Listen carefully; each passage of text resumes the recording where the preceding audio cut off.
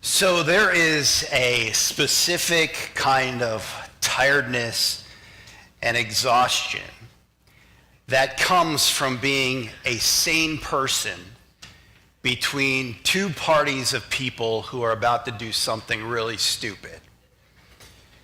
Maybe you've been in a situation where maybe it's a family event and you can just see it coming to a head. Maybe you're in a group text and all of a sudden you can start to see two family members who are going at it and you know where this is going to end. And they've kind of lost all traction of reality and you're looking at this and you're like, what do I do? What do I do? Maybe you're at work and you see a couple coworkers and they are just acting crazy. And you know what's going to happen. You know it's going to blow up in somebody's face. And this isn't something that is easily going to be rectified. And you probably sit back sometimes and you think, today is the day I did not sign up to be the sane buffer between these two crazy parties. But we all find ourselves in that position at times where we see people we care about or people we love or people that we know who are just on this trajectory into a place that is going to be not so good. Well, this isn't a new problem. This problem's been around for centuries. In fact, in the Bible story we're going to look at today from 1 Samuel 25, we're going to see how this idea of someone stepping in to two people who are about to have at it, how she dealt with it. And her name is Abigail. Now, to set this 1 Samuel 25 up, we're going to talk about three people today. The first one is Abigail, who I mentioned. The second one is her husband, Nabal. Nabal is a very, very wealthy rancher at the time. He owns over 3,000 sheep, and he's a shearer, so he is very wealthy at this time. And this is Abigail's husband. Now, on the other side, the other party involved is David. Yes, that David. The David that was just talked about a few minutes ago from the stage about how the youth learned about David. It's that David. Now, if you just come to this story and your picture of David is that David, oh yeah, he's the guy with Goliath. He's the one playing the harp. He's the one who wrote the Psalms. He's the one who did all of these things with the Lord is my shepherd and the shepherd boy and all this stuff. You're going to miss the point of this particular event in 1 Samuel 25. Because while that is David, there's some background to David that we have to know that gives a whole different view, a whole different context into how tumultuous this event is in 1 Samuel 25. And at the point that we pick this up, David is heading towards Abigail and Nabal's house with 400 men, and he's about to cause chaos. So what happened? What happened? Well, let's talk about David for a minute. David, you know David. You've heard of David. David and Goliath. David and Bathsheba. David and the Psalms. All of these things about David. Well, at this point in 1 Samuel chapter 25, the David we get is a little different maybe than the David that we're used to. It's not King David as we know him. About 15 years prior to this event, David was anointed as king by Samuel the prophet. But for 15 years, he has sat on everything but pretty much a throne. He has been on the run for 15 years, living in caves, living in a wilderness, living in basically any place he could find himself a home for the night. He's on the run. Because way back then, the king who is in charge now, Saul, got a little jealous of David. When David took down the giant Goliath, all the people loved David. They loved him. And because of this notoriety of David, Saul got jealous of David. So much so that Saul went into a rage over this notoriety that David was getting because he wanted it for himself. And he took it to the extreme that he was just hunting down David for years. In fact, there are stories where he literally throws spears at David while they're eating. That's how much he hated this guy. In one instance, there was a priest who just innocently helped David while he was on the run. And this guy, Ahimelech, was found out by Saul. Saul executed this guy, but not only him, but he also executed 84 priests in the village because he helped David. This is how much he was hated by Saul. And he's been on the run for 15 years. He's probably a little tired, never knowing what's behind him at any given point. And so he's kind of a nomad, a homeless fugitive. So there are about 400 men who kind of gather around him. The Bible describes these guys as kind of, they're either in debt, they're kind of disoriented, they're not the high, the high people as far as army goes, and they're not the most talented maybe, but they're loyal to David because they believe someday this guy's going to be king. Someday. But right now he's a homeless fugitive, doing what he can to survive. So what he does for his 400 men is that they do what they can do, and they provide protection for various ranchers around the area. And at harvest time, they go to these ranchers, and the ranchers kind of give them a little bit of money to kind of sustain them, to thank them for the protection they offered for free. This is what David does. And he does it for Nabal in 1 Samuel 25. But more poignant than this is what happened in 1 Samuel chapter 24, right before this event in 1 Samuel 25. You remember, Saul is after David. Well, one particular day, David and his men are in this cave in the shadows of it.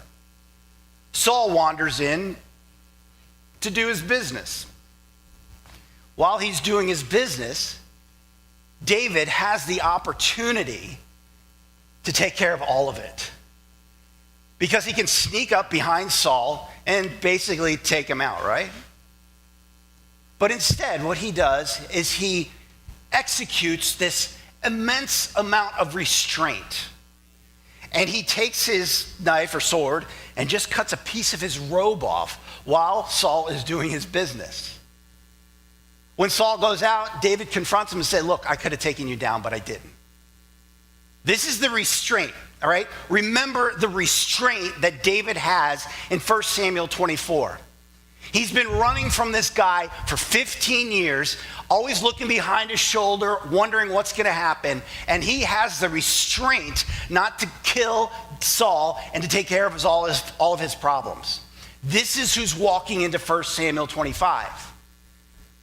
But then, in almost a passing verse, in the first verse of 1 Samuel 25, we get this little statement about how Samuel died. Samuel died. Now, who was Samuel? I already mentioned he was the one who anointed David as king, but he was more than that to David. He was kind of like his mentor. He was the guy who kind of was there for David. And in this moment, he's met with this realization that his mentor has passed away. So this is the guy who is heading to Abigail's house with 400 men to take care of business. He is exhausted. He is tired. He is grieving. He's had it with life. On the other side of Abigail is Nabal. Nabal. This is so weird, all right? Because Nabal, the Bible even refers to Nabal and describes him as a fool. But it's not just about the biblical reference to this guy's name. It's actually what the word Nabal means. The Hebrew word for Nabal means fool. Now, I don't know what his parents were thinking when he came out. I don't know if it was just, he looks kind of weird, let's name him Fool, or if they had incredible insight into what he was going to do in the future. But either way, the Bible describes this guy as just a fool, just hard-headed, won't listen to anybody. He's going to do what he wants to do. You know those kind of people? Yeah, we're not those people, but we know those kind of people. This is Nabal. And even his household realizes that this guy is going to do his own thing and nobody's going to listen to him. So here's Abigail between a fool and between a guy who's really, really mad. So as I said, David's role here is that David had provided protection for Nabal during the planting, during the year, during all of the things for free. And so now harvest time has come, and he goes and sends 10 messengers to Nabal to say, hey, listen, please, give us what you can. It wasn't demanding. It wasn't like, hey, buddy, you owe us. Look at what we did for you. It was more like, hey, here we have provided for you this security so your shepherds, your shearers, all your sheep had been safe for this time. Now, Nabal, please just give us what you can give us. Seems reasonable, right? It seems reasonable to everybody but a fool. So, 1 Samuel chapter 25, look at Nabal's response. I'm going to be verse 10. He says this. And Nabal answered David's servants, the one who asked him, who is David? Who is the son of Jesse? There are many servants these days who are breaking away from their masters. Shall I take my bread and my water and my meat that I have killed for my shearers and give it to men who come from I do not know where? It's like, David who? Now he knows who David is. He's the one who's been providing protection. He's the anointed king. He's the one who's been hunted. He's the one who's been recognized by Samuel the prophet. People knew this. But he mocks David. He says, David who? Yeah, whatever. You think I'm going to give all of my meat, all of my provisions that I have for my people to you people? I don't even know who you are. So his servants, David's servants, take this message back to David. You remember the state of mind David's in? It's not a good day. Look at the response of David. This is in verse 21 and 22. Now David had said, surely in vain I have guarded all that this fellow has in the wilderness, so that nothing was missed of all that belonged to him, and he has returned me evil for good. God, do so to the enemies of David, and more also, here it is, if by morning I leave so much as one male of all who belong to him. David's not happy. He feels insulted. He feels like his work that he has provided has been in vain, and he feels that he has been given evil for good. So the Bible says in those verses that his take on this is by morning, every male on that ranch is going to be dead. That's what's going to happen. Every male on that ranch is going to be dead. Now, I want to pause here because I'm not sure. I debated whether to do this, but I'm going to do this because you are all mature, right? That's not very comforting. But when the Bible says that every male, he's gonna take out every male, the Hebrew is a little bit more clear as far as the way he says this. The Hebrew, and again, this is what the Hebrew says. English writers kind of give you the idea of the meaning, but the Hebrew says everything that urinates on a wall, David's going to take out. That's what the literal Hebrew says. Now, if you have an old King James, I'm not going to read the old King James because it's too much for me. You can check it out later. But in there, you're going to see how this is described. And it's an interesting play of words in our day and age because the concept you get is that David is almost using a heightened level, not vulgarity, but a heightened level of language that shows him this guy is ticked off. He is not happy. He is vengeful now. And he is going to make Nabal pay. This is a man who is heightened, who is hopped up, who is literally running on emotions. And somebody's going to pay for all of this stuff that has taken place in his life. And you know who it's going to be? It's going to be Nabal. And every male in that ranch is going to pay for what's been going on. This is what Abigail walks into. Now, this isn't a male-female type thing, but my goodness, this poor woman walking into two crazy men. I mean, one's a fool, and one's like over the top on testosterone, ready to kill everything in his way. And here's Abigail walking into this mess. What a mess.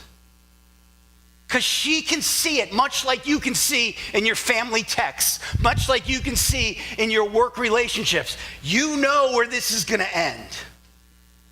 She knows what's going to happen. And it's not just about Nabal, it's about David as well. And she knows, she can see it. Neither of them can see it. One is too stubborn. He's a fool. He's not going to listen to anybody. The other, he is so wound up on emotions. He is so vengeful right now. And they're headed for each other, and it's not good. It's just not good. So here's Abigail. No title, no army, just an ordinary woman. What would you do? What would you do? Maybe some of you like, oh, thank God Nabal's going to be gone. Maybe some of you would run. Maybe, I don't know. I don't know what I would do. It's a tough situation. So here we have 400 of David's army rushing on horseback, swords drawn, rushing to this house, ready to take everybody out. A servant comes to Abigail, not to Nabal, because the servant knows Nabal's, he's off in la la land. He's doing his own thing, and we'll see that in just a minute, but he's doing his own thing. And she says, the servant says, here's what's going on. Immediately, Abigail jumps into action because at this point, she's the only sane one. She's the only sane one who can make these decisions at this point. She jumps in and she takes and puts together enough army or enough food for an army. She meets David. Now, as she's going to David, you got to remember, she doesn't know what's going to happen, right? She doesn't know whether David's going to be, hey, good to see you, Abigail. How are things on the ranch? She's going not only fearing possibly at the minimal rejection, but at the maximum execution. She doesn't know what kind of state of mind this guy's in. I mean, I think she has an idea. And with every step of this horse, it's the courage to step up, to stand in the middle of these two men who are about ready to get it on. So she gets all this food together, and she runs into David, and look at what she says in verse number 31. She says, "My Lord shall have no cause of grief or pangs or conscience for having shed blood without cause." She doesn't defend Nabal. She doesn't say, you know, I don't know, he was different when I married him. I don't know. She didn't try to excuse the situation, but she stepped right into it, and she spoke truth in a sane manner to David. She didn't sugarcoat it. She didn't say, David, you're wrong, stop it. She didn't say, David, just why are you acting like... She just spoke truth and said, listen, David,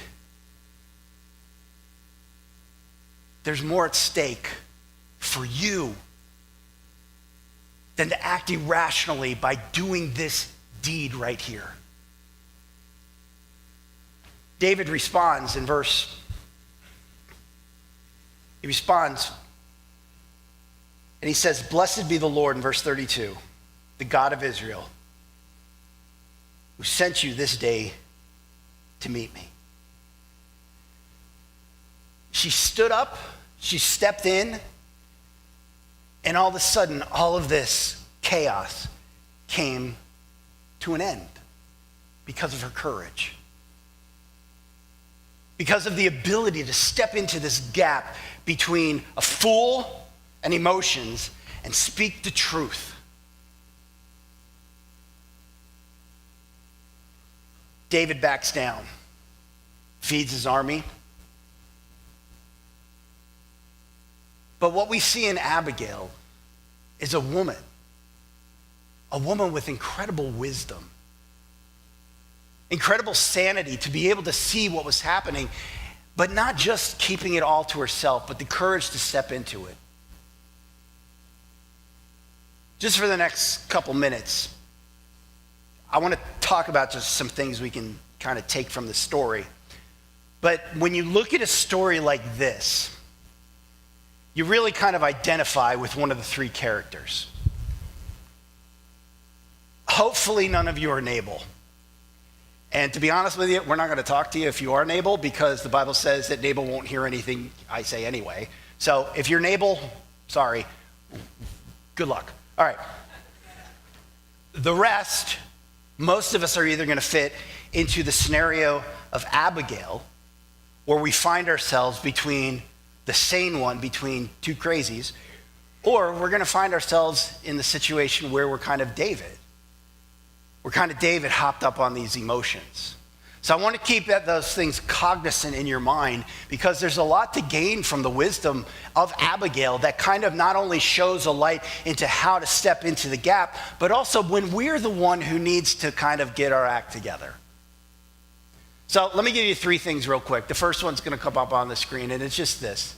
Wisdom recognizes when exhaustion is making the decision. Wisdom recognizes when exhaustion is making the decision. David decided that the insult of Nabal was the hill to die on for his decency. That's what he decided. Remember what I told you to remember. The restraint he had with Saul in that cave. The chapter before, he comes with his enemy, and he has the perfect kill shot that would take care of all of his problems. And yet he shows incredible restraint in that moment.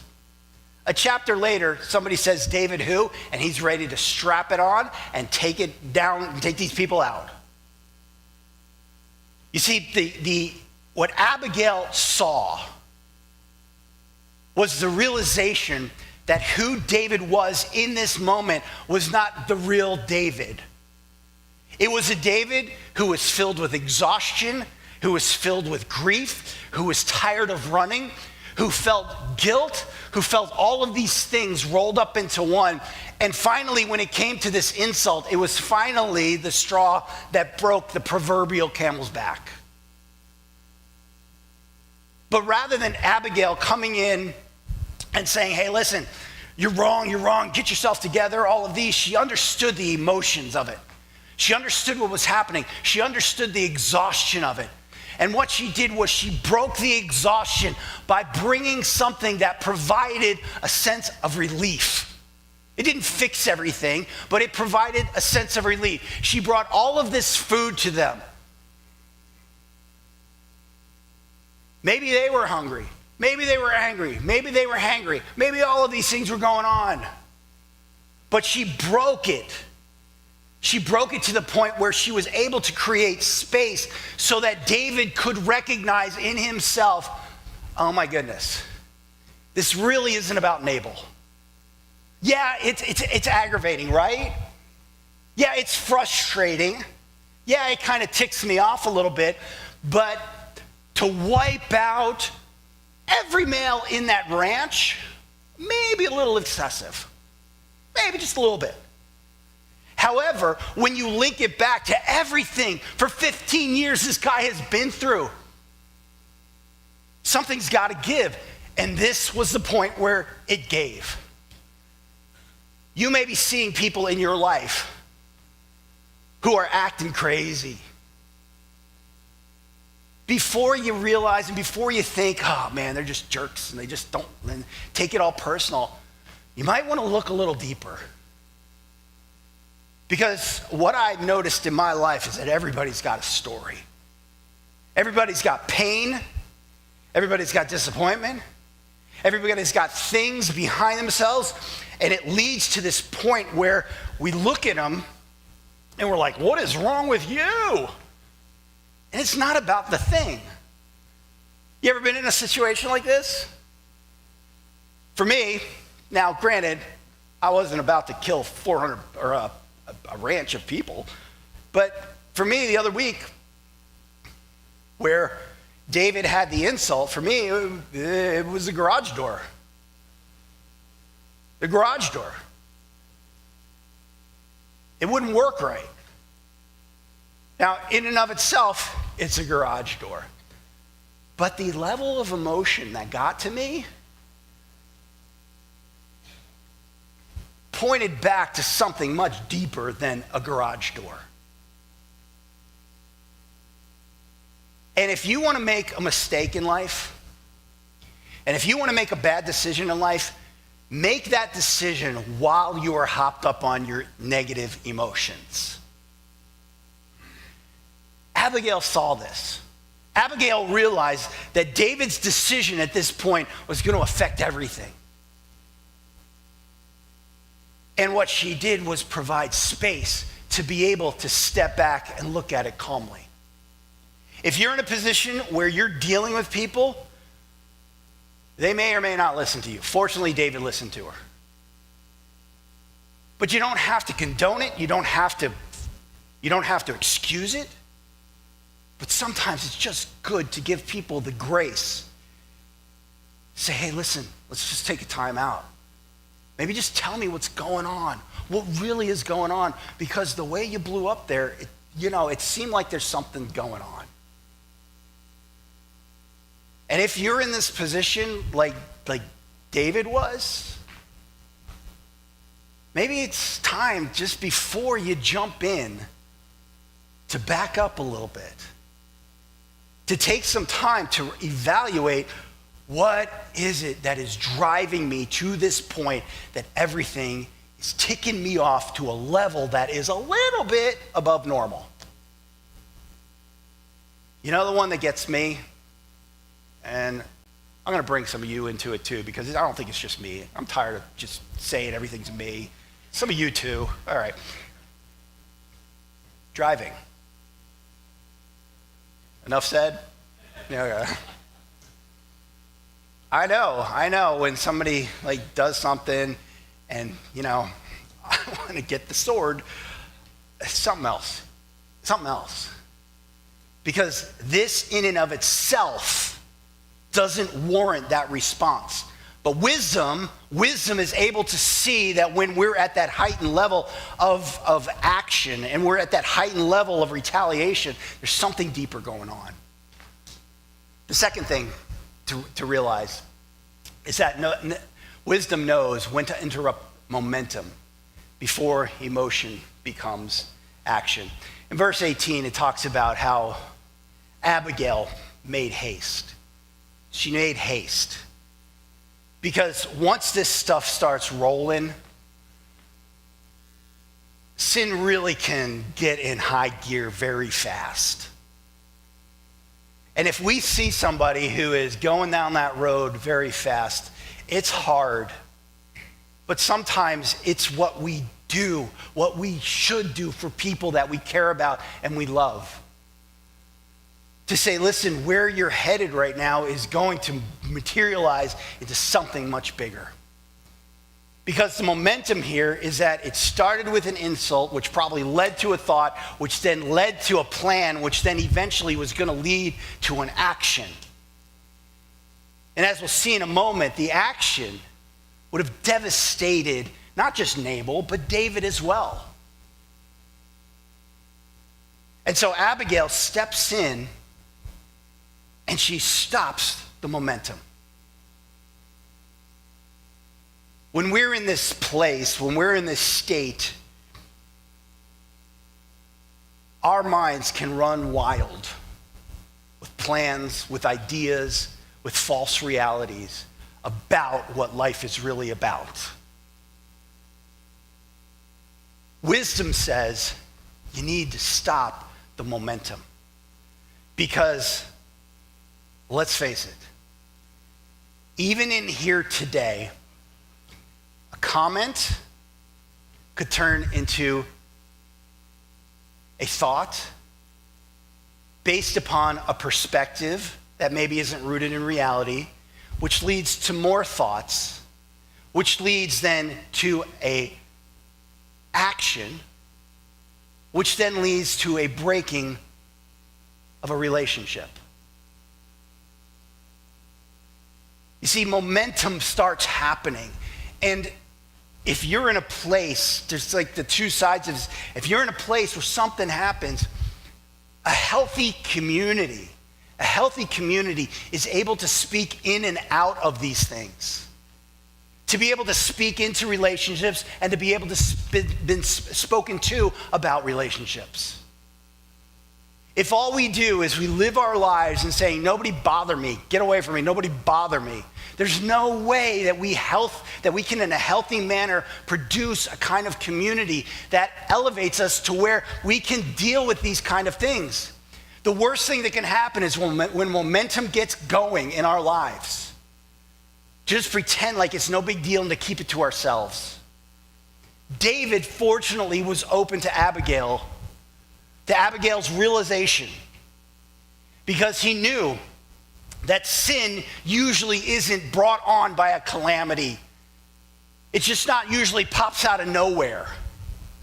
Most of the sins we deal with start very, very small.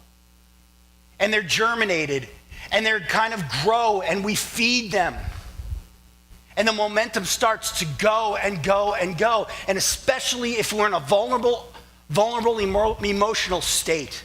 Before we know it, we're in a place and we're like, I don't know what came over me. I don't know what happened. It's just not like me. The problem is the momentum kept going, and it's not that we don't know what happened. It's that finally all of this stuff caught up to us. And Abigail saw it. And she hastily put a stop to the momentum. The third thing here, is that wisdom sees the person someone can become and refuses to help them become someone they will regret. When she saw David, her words were basically, don't do this bloodshed and have this on your guilty conscience, because you're going to be king someday and you can't afford this. This is a pivotal chapter in David's life. We don't realize it, but the pivotal chapter is that if Abigail didn't step into the gap and David had gone through with this plan, you don't know what would have happened. All war could have broken loose. I mean, Saul's army could have gotten involved. It could have been a total disaster, to the point that the trajectory of his life, of David's life, would have never been the same. And Abigail saw it, and she refused. She refused to let David become this kind of guy, because she knew who he was supposed to be. That's courage. That's courage.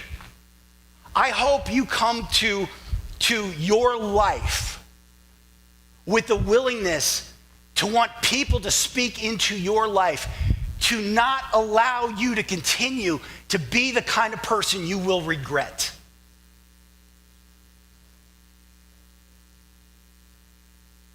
Because many people, I don't want to get involved. I don't want to get involved. It's their life. I believe We have a responsibility to each other, to lift each other up, to make people the best versions of themselves, to become more Christ-like. And it doesn't happen by us just pretending things don't happen. Abigail was not willing to do that. You might be sitting here and you might think, well, it's over, blah, blah, blah, blah. Forget that thinking. You have the potential in Christ to be something amazing, to be something incredible, to be a follower of Christ that lifts him up. And don't ever buy into the belief that somehow, you didn't make the list. Because we're all on the list and we all need each other to lift one another up and to allow each other not to just be that best version of Christ-like people, but also to refuse to let people to go down in lives that they will regret. We care about you too much. Your life is so valuable. And don't let anybody tell you otherwise. This story has a really crazy ending if you don't know what it is.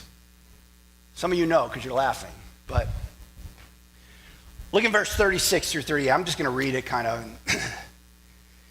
And Abigail came to Nabal, and behold, he was holding a feast in his house. I told you he was a fool. He's holding a party for himself. I don't know why, but he's doing it. Like the feast of a king, and Nabal's heart was merry with him, for he was very drunk. So she told him nothing at all until morning light. In the morning, when the wine had gone out of Nabal, his wife told him these things. She told him what did with David. Hey, saved you from this. And his heart died within him. And he became as a stone. And about 10 days later, the Lord struck Nabal, and he died. Verse 42, servants told David. David sends word back. And Abigail hurried and rose and mounted a donkey, and her 5 young women attended her. She followed the messengers of David and became his wife. Now, I'm not making any kind of weird promises here about the end of this story, you know. I don't know, but it's kind of let's just say David probably wouldn't have been married to her if he'd gone through with this, so we'll leave it at that. But in closing, let me just say this. I find myself more like David than Abigail. I find myself more on the emotional side that needs someone to kind of speak into me. I try to have the self-awareness. Doesn't always work. And so I need people speaking into me. And some people are more willing to do that than others. But I want to give you one thing as we leave here. The Bible, especially the Old Testament, is filled with characteristics of Christ in our lives. Abigail, to me, is a beautiful example of Christ, kind of giving the truth, giving us the clarity of what is happening. And if you're here today and you're in this place where David was, this is why getting close to Christ is so important. Because Christ is the light that allows us to see the truth in our lives, allows us the space to understand the emotions, allows us the ability to see how the momentum can get stopped, and allows us to see that we are more than a bad decision. He sees the potential for who we are. So if you leave with anything today, I want to encourage you, the wisdom of Christ. The wisdom of Christ. Get close to the wisdom of Christ and allow him to pull you back from the brink of doing something crazy that isn't what you were designed to do. You are designed to be a child of God through Jesus Christ. Allow him to be the Abigail in your life and to speak truth into who you are. Stand with me and let me close this in prayer. Father, thank you for this story from the Old Testament, and although it's thousands of years old, it still resonates with us very clearly because I think we all find ourselves in these emotional states. But thank you for the wisdom that was shown through Abigail, but also the ability of even today allowing Christ to come close to us and to shine that light into our own lives. Thank you again for this group of people, for this church. We know we got a lot of people traveling. We know we got a lot of people who are dealing with health issues. We want to remember them, pray for them, give them safety, give them comfort, give them healing. And we ask this in your son's name. Amen.